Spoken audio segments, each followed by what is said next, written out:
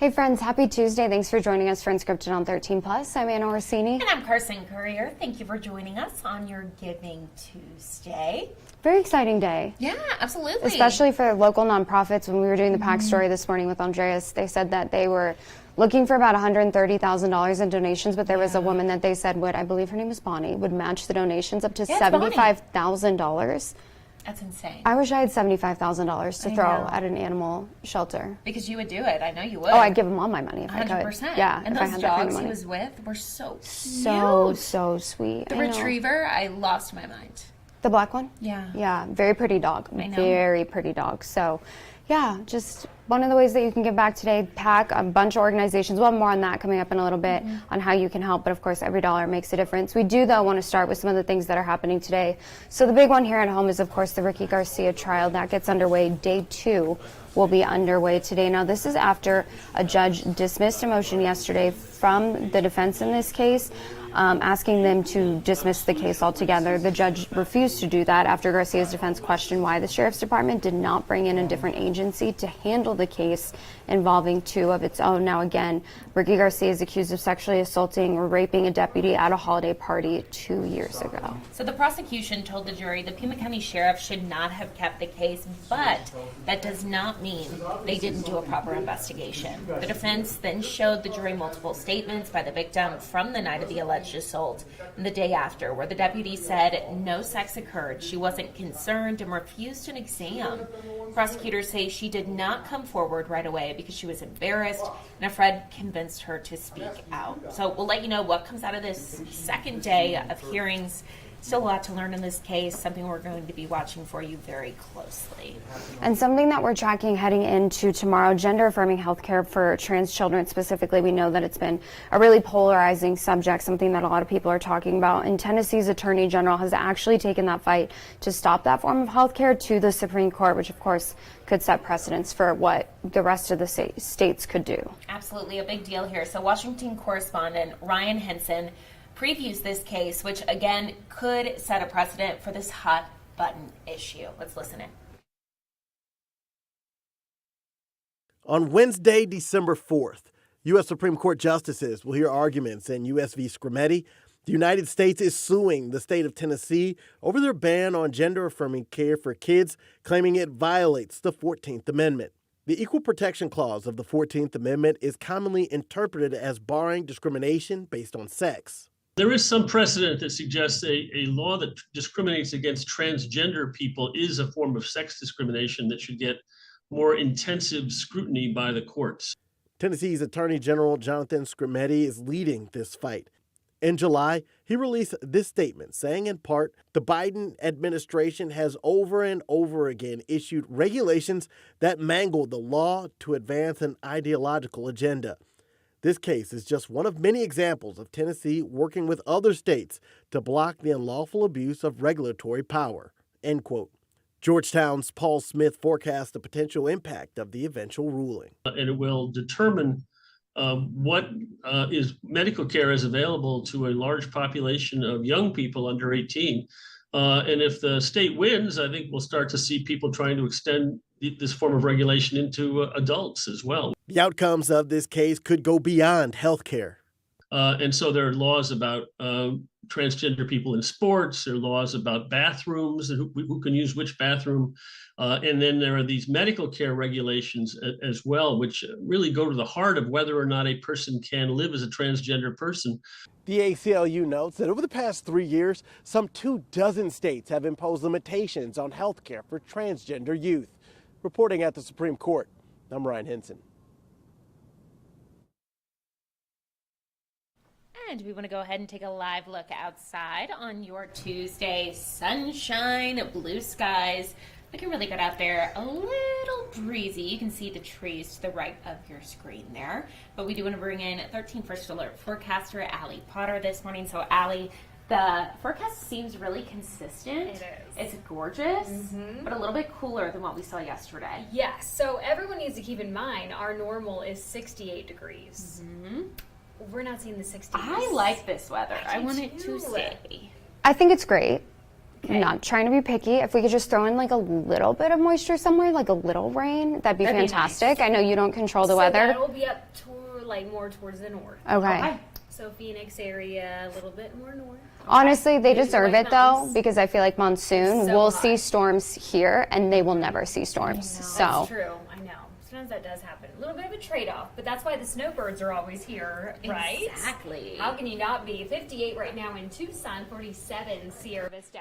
55 in Nogales, the 50s and 45 if you're in Douglas. Folks have been taking advantage of these cooler temperatures though and hiking to Mamock Hill. Here's a look at your out the door forecast. Notice our camera from the Tucson mountains a little bit on the shaky side, and that's because we are expecting some breezy conditions.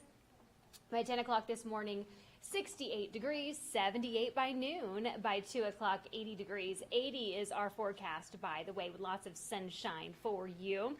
You know, ladies, I've wondered, though. You know how we were talking about some folks that are in town for Thanksgiving? Yeah. I wonder if they left. we had this talk don't last think week. so. You had to go into Thanksgiving collecting the flyers for open houses, Yes. so But that now that it's over, I wonder Yeah. if people are still here. I think they are still here, according to They're not traffic. leaving. Yeah, that's The true. traffic this That's morning true. was insane. Carson's Yeah. like, not my in-laws. No.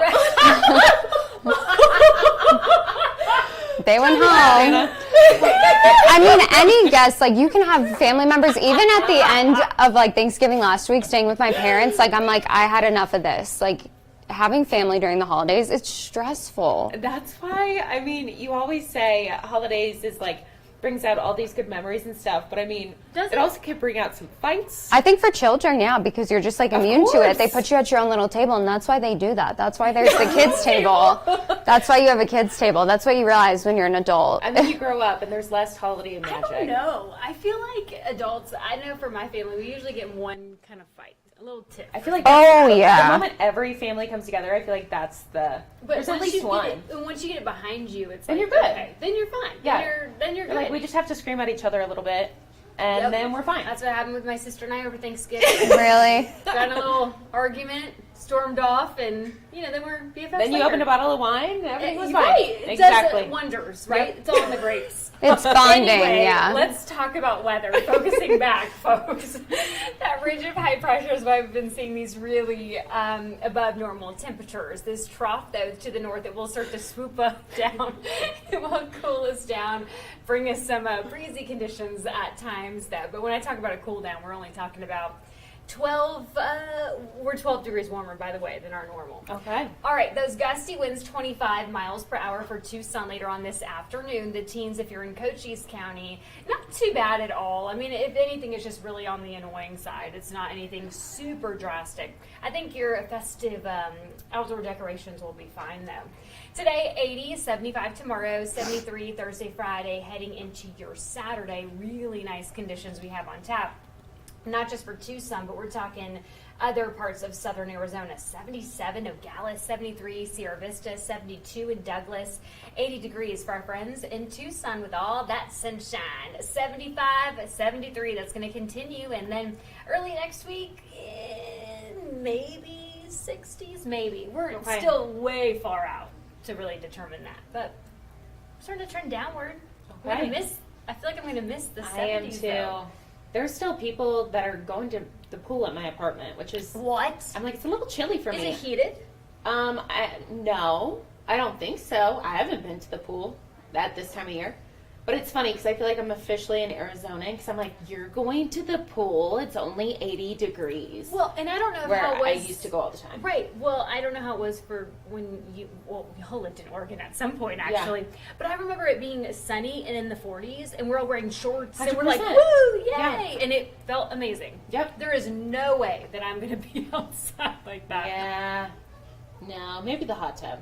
Yeah. But we'll take it. Shoot. Yeah. Looking gorgeous. Perfect. Thank you, Allie. You're welcome. Thank you. And we talked a little bit about it at the beginning, but today is Giving Tuesday, so of course a really good opportunity just to donate couple dollars to one of your favorite local organizations. But for a lot of people, you may not know where you want to send that money, spend that money, or even volunteer this time of the year. A lot of these organizations, obviously, the need picks up during the holiday season, so they could even just use your time. That's something that you can give that won't cost you a thing. So if you go to the Arizona Gives website, you can find places to donate just by hitting that button right there on the main page. And what's cool about this, She's acting slow today. it's the computer, I promise, not the website. The website's fine. If you go in there, you can type in, so let's say we want to find something. Oh no, we lost our keyboard connection. It's not working. Shoot. Well, you can imagine here. Oh, is it connected now it's connected. Okay, Look hold at on. this in real time. Look at So we'll go that. Marana, and it shows you all the different organizations in Marana that you can donate to. Ironwood Pig Sanctuary. Oh, the little So piggies. cute. Or type in, Tucson somewhere that is close to you. You can also, I know we had Andreas out at PAC this morning, like we said, a very generous donor is going to be matching $75,000 in donations. So this is actually a day that a lot of these charities, nonprofits depend on to get through For the sure. upcoming year. Absolutely. And also a reminder, according to the IRS, if you itemize your donation on your income tax return, you can take a charitable deduction for your donation with documentation. So what does that mean? Documentation includes a bank record or written communication, a receipt from the qualified organization containing the name of the group and the amount and the date of the contribution. And there, if you just needed another reason to donate, why not? Yeah, absolutely. And like we said, even if it's $5, it does make a difference. These organizations really know how to stretch that money. So a lot of people need our help this time of the year. So if you can donate, just head to the Arizona Gives website, and you can look for a local cause that's near and dear to your heart right here at home. Now, both of us just so excited to talk about this story because this is actually really, really cute. It is really cute. Also in the season of giving. So an Iowa woman, she's using her talents to spread holiday spirit by making one-of-a-kind ugly Christmas sweaters. I love ugly Christmas sweaters. I don't even think I have one. Really? I just think they're hilarious. I have one. Okay. It's not I know. work appropriate. I have a sweatshirt that also is not. Yeah, it's a Cardi B and Megan Thee Stallion Oh. themed one. So you know. But it's So my you know. favorite. I love it. So anyways, if you are looking for a Christmas sweater, Becky Phelps has more on this woman, again, from Iowa, and her small business and how this all started and how she became this person who spreads so much joy this time of the year. This is really cute. In an upstairs corner of Lane Andrews' Marion home, it's Christmas 24/7, 365. It is very Santa's workshop. Tinsel, ribbon, and bows line the walls. Extraordinary items ready to be turned into wearable art. It's a joy to me, and it's fun to come in, and I love going out and finding, oh, this is so perfect. Here in her studio, Andrews makes one-of-a-kind Christmas sweaters and headpieces. A part of a pillow that I took apart that says sparkle all the way. Her love for crafting emerged during a difficult time when her first husband was diagnosed with stage 4 lung cancer. We kept talking, okay, if he got better, what would he do? And he would turn to his art background and turn hat stands. And so I decided I started making my own hat stands because I collected vintage hats for years. Andrews found her signature soon after. You can't sign a sculpture like that, a hat stand, and so I put red buttons on everything as a sign that that was my work. In 2021, she and her current husband attended an ugly Christmas sweater party. Andrews took on the challenge of designing their outfits and ended up winning first place. It was like, I could do this. That first January after the party, I just hit the clearance sales and bought everything I could find. No idea whether it would work or not. Over the past few years, Andrews focused in on making washable ugly Christmas sweaters. On the back, she's got the snow woman with the sunglasses. And has made a handful of sales on her Etsy page, Red Button Art Studio. It's work that Andrews loves. I get so excited. I'll go down, I'll put it on, and I'll go down and show my husband. Well, what do you think? Is this too much? Is this good? Do I need a little bit more here? And she hopes her art can connect with others, spreading that joy and holiday spirit. In Marion, Becky Phelps, KCRG TV9 News.